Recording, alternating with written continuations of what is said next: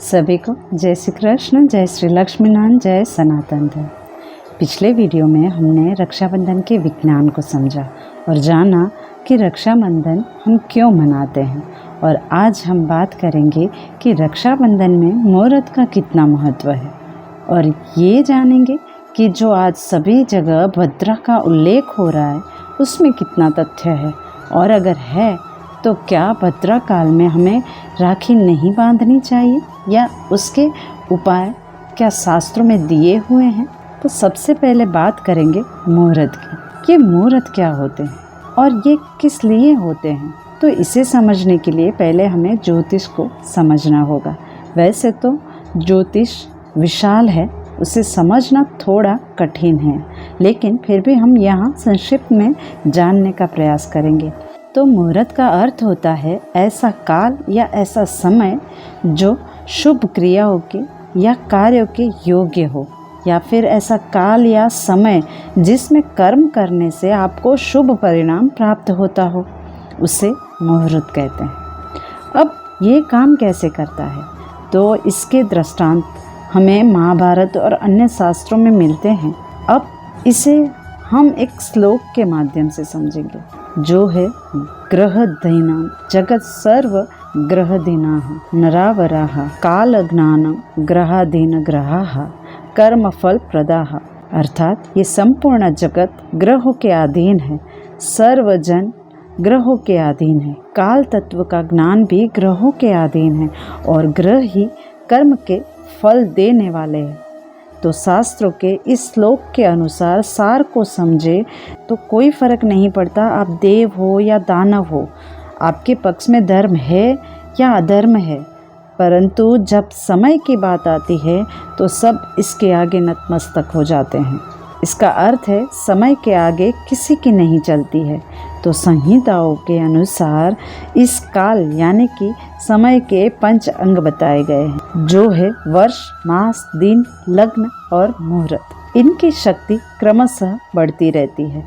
इसका अर्थ है वर्ष से ज़्यादा मास प्रबल होता है, मास से ज़्यादा दिन प्रबल होता है और दिन से ज़्यादा लग्न प्रबल होता है और लग्न से ज़्यादा मुहूर्त प्रबल होता है। इसका अर्थ है वर्ष का दोष मास दूर करता है, अर्थात पूरा साल खराब हो लेकिन एक मास अच्छा हो तो पूरे वर्ष के दोष को दूर कर देता है, और मास का दोष श्रेष्ठ दिन दूर करता है और एक दिन का दोष लग्न दूर कर देता है। लग्न का अर्थ है 2 घंटे का समय और ये हमारी कुंडली के अनुसार होता है, और लग्न का दोष मुहूर्त जो 48 मिनट के आसपास का होता है वह दूर करता है। इसीलिए प्रत्येक कार्य के लिए मुहूर्त दिखाना चाहिए, ऐसा शास्त्रों में कहा गया है।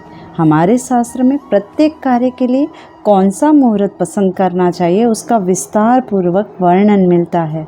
मुहूर्त दर्शन में मुहूर्त के समय कार्य करने से उस कार्य की सफलता अधिक हो जाती है। अब ये हुआ मुहूर्त का वर्णन। अब बात करते हैं भद्रा की कि भद्रा क्या होती है। तो इसका वर्णन हमें भविष्य पुराण में मिलता है, जिसकी कथा इस प्रकार से है कि भद्रा भगवान सूर्य नारायण की पुत्री है, जो छाया से उत्पन्न तथा शनि की सगी बहन है। भद्रा भयंकर रूप वाली, काले वर्ण और बड़े बड़े दांत वाली है। जन्म लेते ही मंगल यात्राओं में पीड़ा पहुंचाने लगी, जिससे सूर्यदेव चिंतित हुए। भद्रा के साथ कोई भी विवाह करने के लिए तैयार नहीं हुआ, इसीलिए ब्रह्मा जी ने भद्रा को कौलव, बालव आदि करण के अंत में निवास करने को कहा। जिसे सरल शब्दों में समझे तो तिथि के आधे भाग को करण कहा जाता है। इसके साथ ही ब्रह्मा जी ने भद्रा को ये भी कहा कि जो मनुष्य यात्रा, प्रवेश, मांगलिक कार्य, खेती, व्यापार, उद्योग आदि कार्य तुम्हारे समय में करे तो तुम उन्हीं में विघ्न डालना। जो तुम्हारा आदर ना करे उनका कार्य तुम ध्वस्त कर देना। इस प्रकार भद्रा यानी कि विष्टि देवता, दैत्य, मनुष्य सबको कष्ट देते हुए घूमने लगी। इस तरह भद्रा की उत्पत्ति हुई। भद्रा के 12 नाम हैं: धन्या, दधिमुखी, भद्रा, महामारी, खरानाना, कालरात्रि, महारुद्रा, विष्टि कुलपुत्रिका, भैरवी, महाकाली तथा असुर क्षयकारी। हमारे शास्त्रों की महानता यही है कि अगर कष्ट है तो उसके उपाय भी दिए हैं। अगर भद्रा का समय चल रहा हो तो इन 12 नामों का जो प्रातःकाल उठकर स्मरण करता है, जो शिव की पूजा अर्चना करता है और साथ में उस दिन उपवास करने से उसे किसी भी व्याधि का भय नहीं होता, कोई विघ्न नहीं होता, उसके सभी कार्य सिद्ध होते हैं। अब भद्रा चल रही है तो ये जानना हो तो कैसे जान सकते हैं?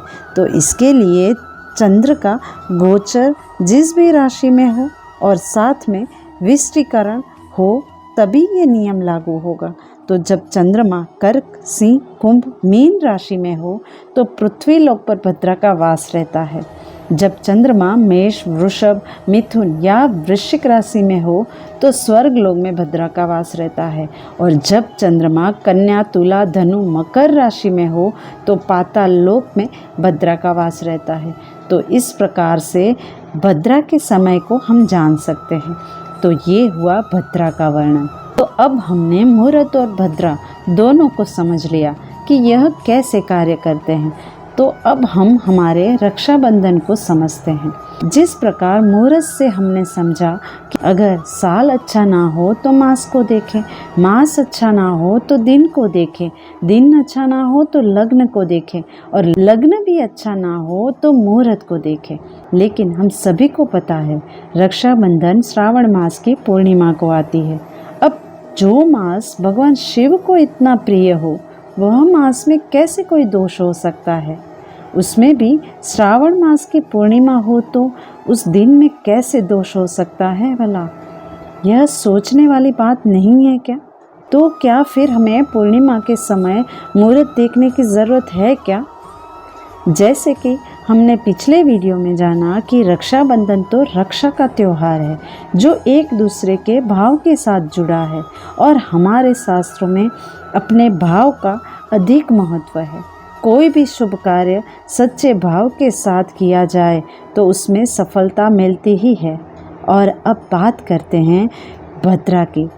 तो पुराणों में जितनी कथाएं हमें मिलती है वे सारी पहेली के रूप में दी गई है, जिसे हर मनुष्य अपनी अपनी बुद्धि के अनुसार सुलझाता है। तो भद्रा की उत्पत्ति के वर्णन को हम समझे तो हमारे अंदर के विकार ही है। जब आपका मन साफ नहीं होगा तो आपको कष्ट तो भुगतना ही पड़ेगा। इसीलिए उसका उपाय भगवान भक्ति या शरीर को या इंद्रियों को नियंत्रण करके ही होता है, क्योंकि उपवास का अर्थ ही इंद्रियों को नियंत्रण करके सतज्ञान के समीप रहना ही होता है ना। तो उम्मीद है आप सभी को ये ज्ञान पसंद आया होगा और अगर पसंद आया हो तो इसे लाइक और सब्सक्राइब ज़रूर से कीजिए और इस ज्ञान को दूसरे लोगों तक भी पहुंचाइए। क्या पता इस वीडियो को भेजकर आप दूसरों की मदद ही कर रहे हो। तो मिलते हैं अगली बार ऐसे ही एक और ज्ञान के साथ। तब तक अपना और अपनों का ख्याल रखें और खुश रहिए। शुभम भवतु।